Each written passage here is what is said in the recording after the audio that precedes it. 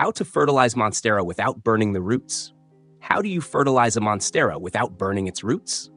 Fertilizer can be very helpful for Monstera. It provides nutrients that support new leaves, healthy roots, and steady growth.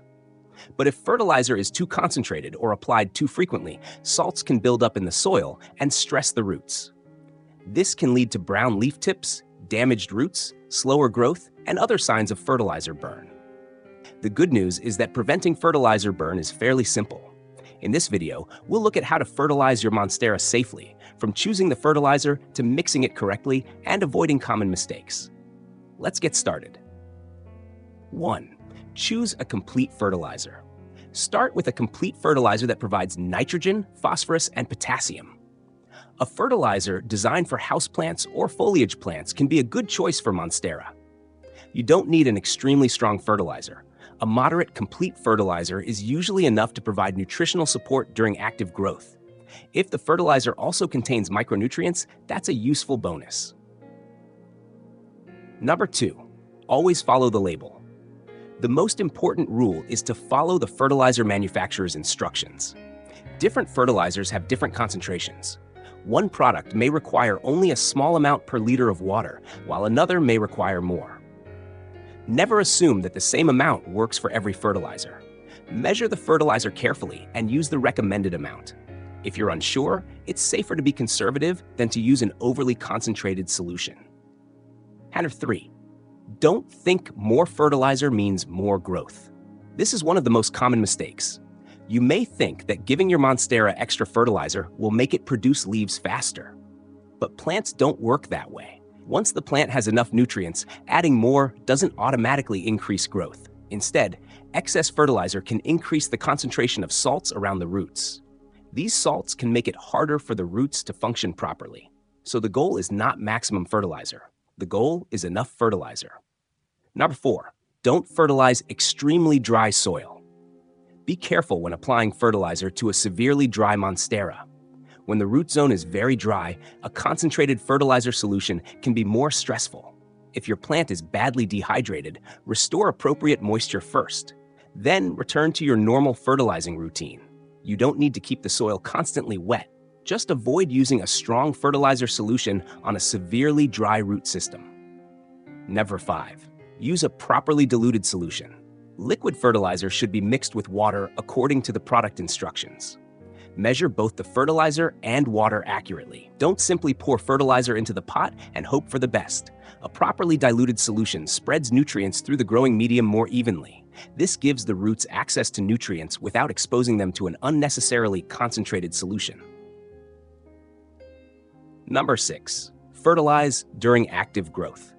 Monstera generally makes better use of fertilizer when it is actively growing. You may notice new leaves, expanding foliage, or new stems during periods of strong growth. This is when regular feeding can be useful. When the plant's growth slows because of low light, cooler temperatures, or seasonal changes, its fertilizer needs may also decrease.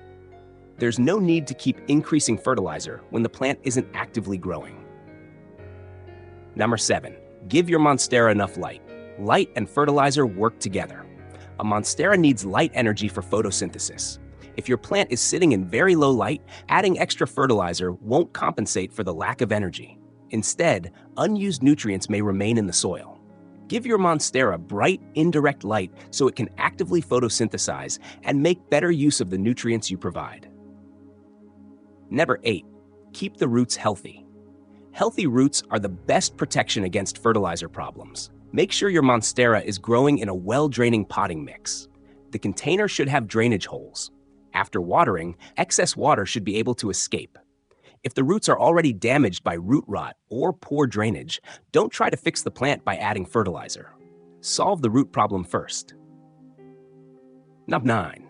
Don't fertilize too frequently. The correct frequency depends on the fertilizer you're using. Some products are designed for frequent feeding at a low concentration. Others are intended for feeding every few weeks or once a month. Follow the instructions for your specific product. Don't combine a strong concentration with frequent applications unless the fertilizer is specifically designed for that method. Repeated heavy feeding is one of the easiest ways to create fertilizer buildup. 10. Watch for signs of fertilizer burn. Keep an eye on your Monstera after fertilizing.